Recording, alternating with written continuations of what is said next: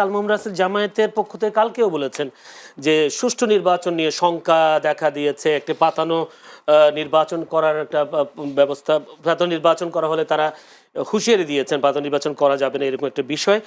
আজকে আবার প্রধান নির্বাচন কমিশনার নিজেই ঘোষণা দিয়েছেন কোনো পাতানো নির্বাচন হবে না, সুষ্ঠু নির্বাচন হবে। আবার যদি বলি মন্ত্রী পরিষদ সচিব আপনাদের জামায়াতের প্রশ্ন উত্তরও দিয়েছেন, কেউ কেউ কিছু কোনো সময় বিক্ষুব্ধ বা হলেই পক্ষপাত দুষ্টুর অভিযোগ তুলে, আসলে সেরকম কিনা বিষয়টা? দেখেন, আমার আপনার কাছে কি মনে হয় তারেক রহমান সাহেব আসার পরে, আমি সম্মান রেখে বলছি তারেক রহমান সাহেবকে, আমি মনে করি বাংলাদেশের একমাত্র ব্যক্তি যার বাবা প্রেসিডেন্ট, মা প্রধানমন্ত্রী ছিলেন, একমাত্র ব্যক্তি, তার কোনো ব্যক্তি নেই। তারেক রহমান সাহেব আসার কারণে আমরা সবচেয়ে বেশি খুশি হয়েছি। আমরা বলেছিলাম, কারণ long distance relationship and long distance leadership দুইটি কিন্তু একটা জাতির জন্য ক্ষতিকর। তারেক রহমান সাহেবকে আমরা ওয়েলকাম জানিয়েছি, কিন্তু তারেক রহমান সাহেব আসার পরে আপনি কি মনে করেন বাংলাদেশের বাস্তবিক পক্ষে, আপনি তো সাংবাদিকদের বলা হয় জাতির বিবেক, আপনার কাছে মনে হয় পুরো বাংলাদেশে কোনো অন্তর্বর্তীকালীন কোনো সরকার আছে প্রধান উপদেষ্টার? মানে আমার কাছে মনে হচ্ছে না। সবাই দেখছি সবাই একদিকে ঝুঁকে গিয়েছে। আগে সব ধানমন্ডির দিকে ঝুঁকতো, আর এখন সবাই গোলশালের দিকে ঝুঁকছে। কি দেখেছেন? না, আপনার তফসিল ঘোষণা হয়েছে। আমি শেষ করি ভাই, জেনে লেভেল প্লেইং ফিল্ড মানে কি? সবার জন্য সমভাবে। না, আমি সেটা বলি, সাধারণ মানুষ এক জিনিস, কিন্তু আপনি এনএসআই প্রধান গিয়ে দেখা করা, এটা কি সাধারণ মানুষের পর্যায়ে পড়ে? তফসিল ঘোষণার পরে যেখানে বলা হয়েছে কোনো প্রোগ্রাম, তফসিল ঘোষণার পরে কোনো মার্কা প্রদর্শন করা যাবে না, সেখানে এয়ারপোর্ট থেকে গাড়ির মধ্যে মার্কা লাগিয়ে পুরো ঢাকা শহর ঘোরা, এটা কি আপনি সাধারণ কথা ভাবছেন? সাধারণ কথা না। তার মানে আপনি লেভেল প্লেইং ফিল্ড তৈরি করছেন, কিভাবে তৈরি করছেন? আপনি তো বলা হয়েছে তফসিল ঘোষণা পর্যন্ত 20 তারিখ পর্যন্ত আপনি কোনো সমাবেশ, আপনি ব্যবসায়ীর সাথে বসছেন, আপনি বিভিন্ন রাজনৈতিক দলের সাথে বসছেন, আপনার বড় বড় ব্যবসায়ীরা আপনার সাথে দেখা করতে যাচ্ছে না, তাহলে এগুলো কি দেখায়? আপনি দেখেন, এই যে সকলে ঝুঁকে যাওয়া, আপনি মনে রাখবেন শেখ হাসিনা ফ্যাসিস্ট হয়েছে কেন জানেন? শেখ হাসিনাকে সবাই এভাবে তেল মেরে মেরে মেরে মেরে শেখ হাসিনাকে যা বলতো, আপনি যা করবেন, কিং কান ডোন্ট রং, রাজা কখনো ভুল করতে পারে, সবাই তেল মারা শুরু করেছিল। তারেক রহমান সাহেব একজন, সম্মান রেখে আমি বলছি, ওনাকে চারপাশ থেকে যেভাবে মিডিয়া বলেন, আপনি দেখেন এর আগে তো কোনো জরিপ হয় না। এর আগে ইনোভেশন জরিপ করেছে, ব্র্যাক জরিপ করেছে, এর আগে হচ্ছে আপনার আইআরএ জরিপ করেছে, সবাই 5 থেকে 10% পার্থক্য দেখিয়েছে। কিন্তু আপনি এই এমিনেন্স অ্যাসোসিয়েটস ডাক্তার শামীম সাহেব যে জরিপটা দেখালেন 70-20, এর আগে প্রথম আলো দিয়েছে 70-20, এর আগে প্রথম আলো দিয়েছে। কি দেখাচ্ছে তাহলে? এটা বিএনপি না, এর আগে প্রথম আলো, তার তখন আসেন না, পার্থক্য না, তখন পার্থক্য ছিল না, তো এত 5-10 পার্থক্য ছিল। প্রথম আলো কিন্তু বেশি। তখন জামাতকে বলেছে তাদের কার্যক্রমে খুশি হচ্ছে 52%, এবং তখনকার যে প্রশ্নটা ছিল, প্রশ্নের মধ্যে শস্যের মধ্যে ভূত ছিল। তখন প্রশ্ন কি করেছে? প্রশ্ন করেছে যে কে আপনার কাছে কি মনে হয় কে প্রধানমন্ত্রী হবে? তা আমি যদি বিএনপিকে ভোট না দিই, আমি তো বলবো বিএনপি ক্ষমতা আসবে। তাহলে আপনি কাকে ভোট দিবেন প্রশ্ন করা, আর কে প্রধানমন্ত্রী হবে, দুটো তো এক কথা না। তাহলে আপনার প্রশ্নের মধ্যে শস্যের মধ্যে ভূত আছে। তার মানে দেখেন এভাবে জরিপগুলো আপনি দেখেন। জগন্নাথের তারেক রহমান আসার পরে তো একমাত্র নির্বাচন হয়েছে কোথায়? জগন্নাথে যে জরিপটা, 62 যে জরিপটা আমরা দেখেছি, জরিপের মধ্যে দেখিয়েছে যে ছাত্রদলের যে প্যানেল, সে প্যানেল জয়লাভ করার পার্সেন্টেজ হচ্ছে শিবির থেকে ডাবল। গতকাল কি দেখেছেন? তার মানে এই যে তেল আমি, এটি একটা জাতিকে ধ্বংস করবে। দেখেন, আমি আরেকটা বিষয় হচ্ছে মোস্তফা কামাল ভাইয়ের একটা কথা, উনি যেটা বলেছেন যে দুই পক্ষের মধ্যে এখন দা কোমরা সম্পর্ক। আমি বলি এটাই গণতন্ত্রের সৌন্দর্য। দান্দিকতার মধ্যে নতুন কিছু আসবে।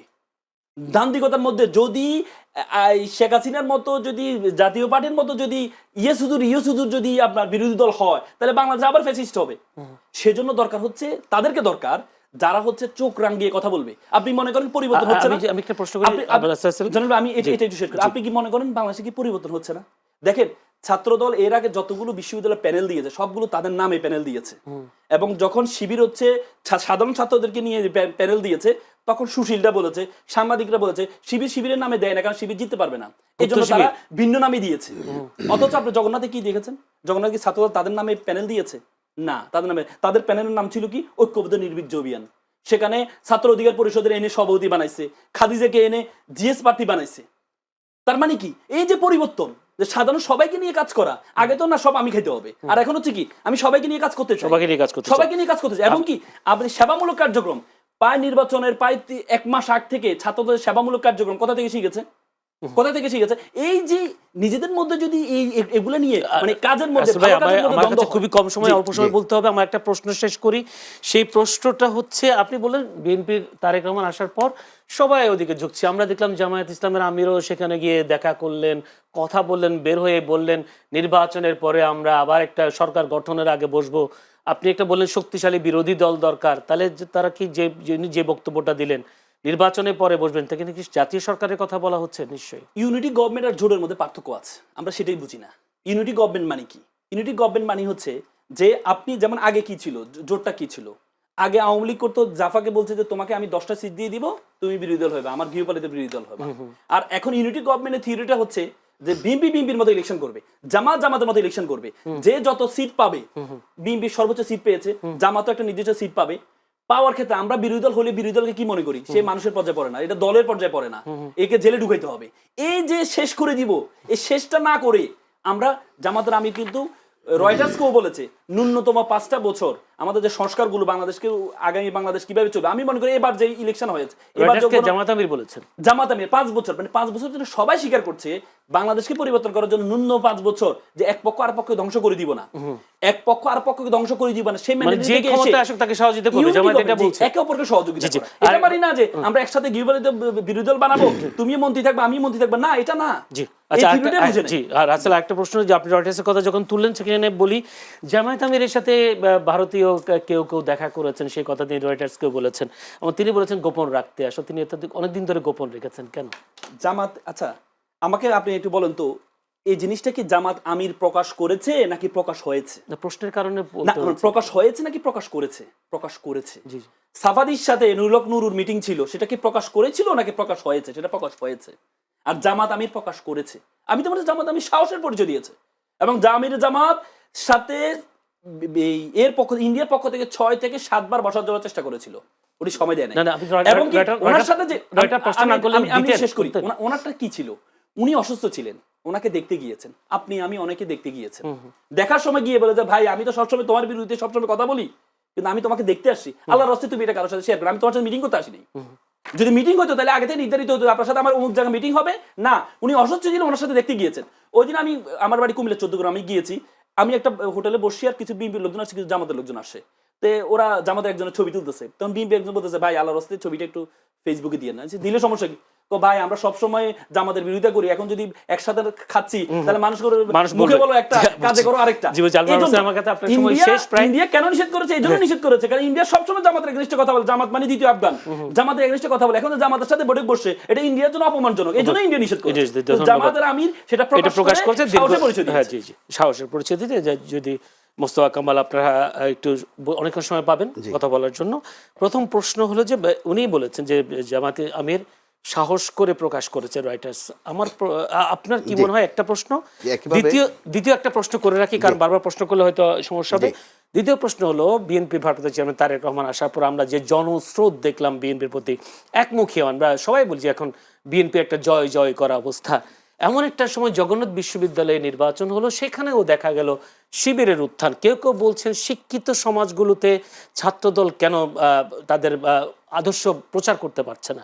আপনি কি মনে করেন? অবশ্যই এটা গুরুত্বপূর্ণ প্রশ্ন, বিএনপি নিশ্চয়ই বিষয়টা ভাববে, এবং ছাত্রদলেরও বিতর্কতভাবে ভাবনার বিষয় আছে, এখানে উপলব্ধির বিষয় আছে।